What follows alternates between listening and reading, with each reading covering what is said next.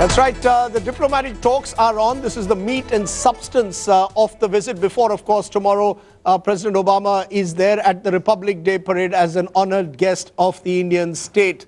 And really, that's the focus. We are now told that the talks between the two leaders are in their final stages, and we expect a joint statement around 4 p.m. So that's what we are expecting in the next half an hour or so. The two leaders, as we see there, did a walk the talk in a way. They were walking through the lawns of Hyderabad House and had a brief discussion there, and followed by a cup of tea, which the two leaders had. We are calling it Chai Pe Charcha, in a sense that President Obama had with the Indian Prime Minister. Remember, Mr. Modi was very successful with his Chai Pe Charcha during the 2014 general election campaign. And we're also saying lotus meets POTUS, because there you can see the lotus ponds at the Hyderabad House with the President of the United States, or POTUS, as he is called. So the two leaders sharing thoughts and building up this increasingly warm personal chemistry that they seem to have done over the last 7 months outside the Hyderabad House. What's on the menu when it comes to the dialogue is, of course, critical. Will there be a joint statement that will make the significant announcements that President Obama has told headlines today? Is another big factor that we are looking at. We've certainly broken the gender barrier in our studios today. We have two very distinguished diplomats. Meena Sikri has been with us. Now Meera Shankar, former ambassador to the United States, is with us. And you've known Obama better than most. You were there when President Obama won that historic election in that period of his tenure there. Tell us a bit about the US president. Is he the kind of person who warms up easily? Is he the kind of person who you believe would strike a personal rapport with the Indian Prime Minister almost immediately? Huh? Well, he is known as being cerebral. Yes. As a person, he is known as being extremely cerebral, but he's an easy conversationalist, easy to get along with, and to have a candid interaction with. I think Mr. Modi is also somebody who tends to be both warm, but as well as candid in terms of the way in which he projects things. So I think there should be a basis for the two to get along. But I think the most important factor is the one that you were referring to earlier, and that is that after a long while, you have a leader in India who has a mandate, who has an absolute majority. So the expectation is that a leader with this kind of mandate should be able to actually deliver. That's an interesting point you make, Meera Shankar, because let's be clear. President Obama shared a very warm personal relationship with Prime Minister Manmohan Singh, and you were you were witness to that. And the irony is, you couldn't get two more different people in a way than Manmohan Singh and Narendra Modi. So the US president, who shared a warm relationship with Manmohan Singh and acknowledged it publicly, almost calling him a guru of sorts, now seems to be sharing a warm relationship with Narendra Modi as well. I think there are elements of similarity you see between President Obama and both. Yes. I think with Prime Minister Manmohan Singh, yes, you see the cerebral aspect, the intellectual aspect of Obama, which finds an easy, resonance, yes, with former Prime Minister Manmohan Singh, who was also an economics professor. Yes. And he was heard with a great deal of respect. Yes. Particularly when he talked on economic issues, including the global economy, yes, in the G8 summit. Modi, like Obama, is a self-made man who has risen despite the odds and despite his circumstances. Yes. So I think that is where the similarity comes in. The confidence to overcome circumstances and to have the ambition and self-belief to reach for the highest position in their countries despite the odds. I think that's where the similarity comes in. But more than anything else, I think there's a moment and a time. So right now, if you take a look at the US, yes, they're looking at rebalancing in Asia, sometimes get deflected, sometimes are a bit confused how far they want to rebalance with China. It's a bit up and down. The second is that if they're looking economically, then the US economy is doing better today than all the other developed economies. The Indian economy is poised to do better than most of the emerging economies. So looking to the future economically, there's an opportunity, and you have a government with the mandate to be able to take decisions. That's an interesting point you're making, because in his interview to India today, he said our stars are finally aligned. That was the headline. Yeah. That, you know, in a strange way, India and the United States find that their stars after years are finally aligned.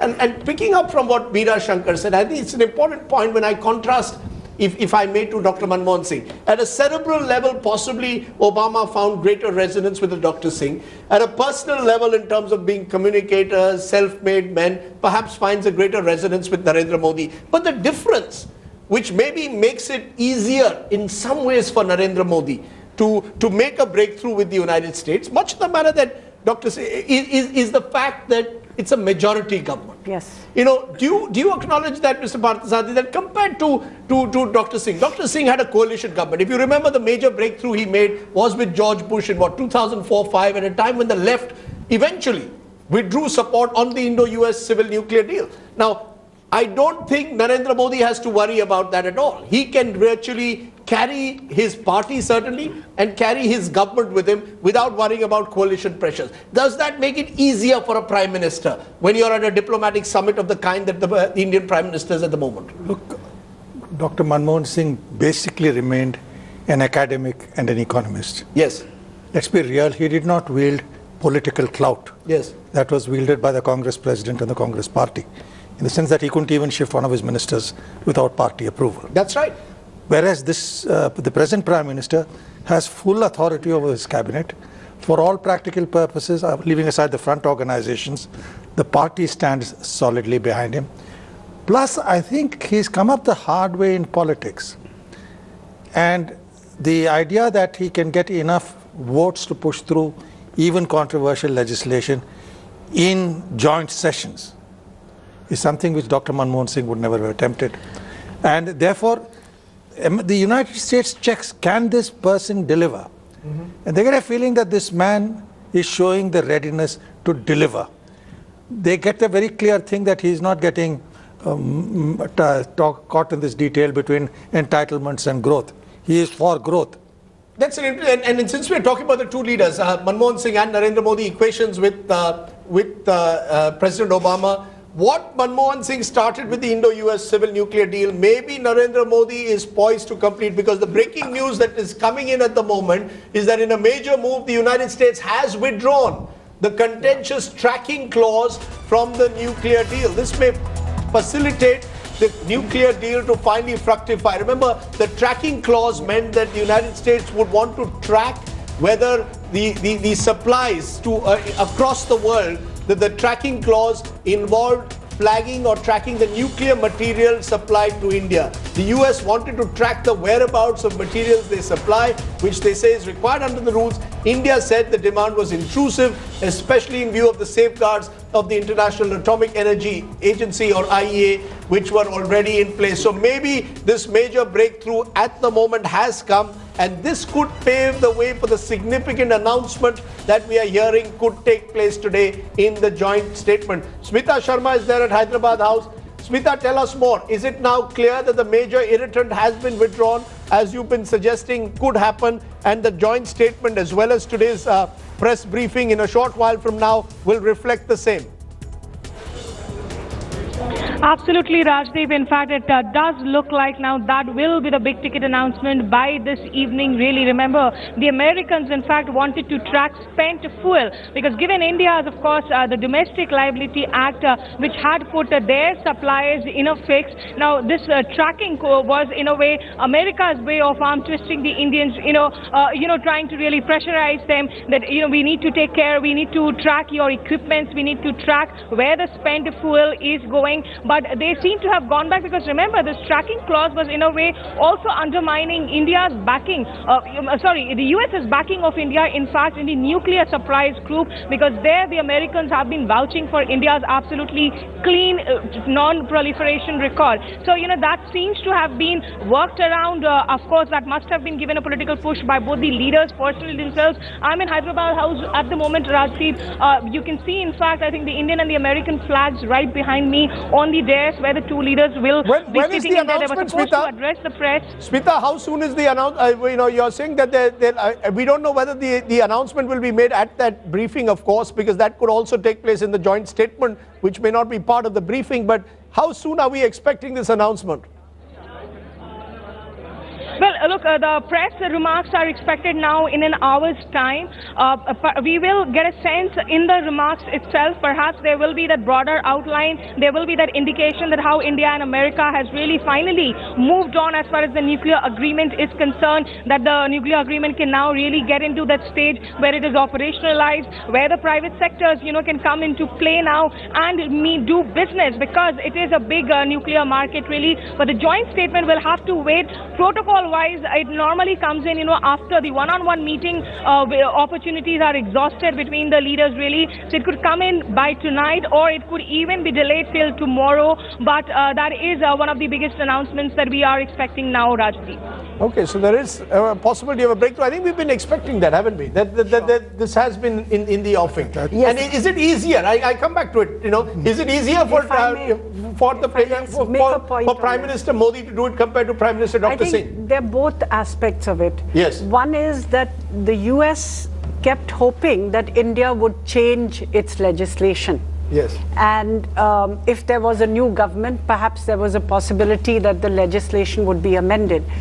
When there was a new government and legislation was not amended, yes, but there was a willingness to move ahead in a practical way, I think the US also finally accepted that amending the legislation is not within the realm of political feasibility. So let's see how we can practically move ahead. So and on the other side, the Indian government also, having kept its legislation intact, tried to find practical ways to address the concerns which US companies had raised. So I think it was a little shift on both sides.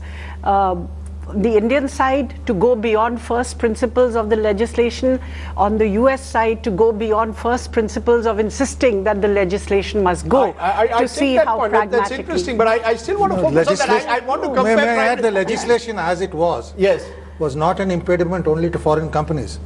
Indian companies, which had even built nuclear reactors for the Navy, were unwilling to touch it with the legislation. So there were inhibitions in India also, and as Meera says, a practical way has been found to address it. Insurance pool and beyond. Oh, yeah, that's right. You could have an insurance, but I come back to it, and I'm going to persist with this. Compare Prime Minister Modi and Prime Minister Singh. Prime Minister Singh ushers in the civil nuclear deal with George Bush. What was that? 2005. We are now in 2015. It's taken a decade. There's been a tug of war over this, both in the Indian Parliament, questions raised in America. But the point I wanted to know, is it easier for a majority government to push through, even if today there was, let's say this was a coalition government, there could be some ally who would have got up and said, the Prime Minister is selling out to the United States. No ally of the NDA will say what an ally of the UPA once said at the time. No, I think it's the strong sense of political commitment that they see in Prime Minister Modi. After all, President Obama is first and foremost right now a politician, a political leader. Is he a lame duck politician? No, I don't think so. Because that's been the one criticism. This is President Obama in the last, 18 months of his tenure? I think that's not true for two reasons. First of all, the last 2 years he can certainly act on foreign policy, and there are many legacy issues that come up in the last 2 years of a presidency. And secondly, on Indo-US relations, there is a bipartisan consensus. That is the point. There is a bipartisan consensus in the USA on India-US relations. Both Republicans, which was not the case, let's say, 10, 15 years ago? Well, certainly 20 years ago,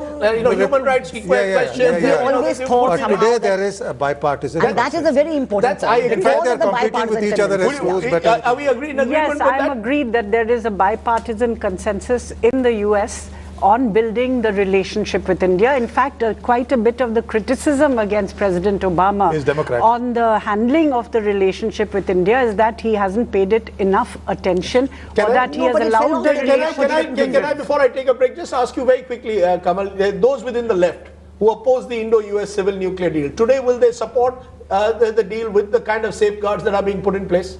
I think so, because the left did not oppose nuclear energy the same way it opposed nuclear weapons. So there's a big difference in the left position. No, let's be very clear. The left did oppose the Indo-US civil nuclear deal. They brought down Manmohan Singh's government. They tried to bring down Manmohan Singh's government on the point. That was done mainly because there was a fear that this would move further towards nuclear weapons. Okay, so Rajdeep, I'll put it this way. Yes. The mistake which the UPA government made in selling the Indo-US nuclear deal was it was not just an Indo-US deal. It was a move to end global nuclear sanctions by 45 countries against India. They didn't sell it well enough. They didn't even sell it to the public. So that perhaps, and remember one thing, the one difference between Narendra Modi and Manmohan Singh. Manmohan Singh at the end of the day was not the kind of politician who perhaps knew how to communicate what he had achieved in the manner. It was a remarkable achievement. It was a remarkable achievement, but never perhaps communicated with the kind of vigor that it needed to be. Because of a lack of political leadership. Okay, so he's not, we could argue whether he's the accidental prime minister, accidental politician. Just a minute, let's take a break. My producer's insisting we take a break and then we'll come back. It's fascinating to look at how this relationship has evolved from 2005 to 15. George Bush, no longer president, Manmohan Singh in retirement. The fact is now we have a new prime minister, new US president, and they may be well cementing today.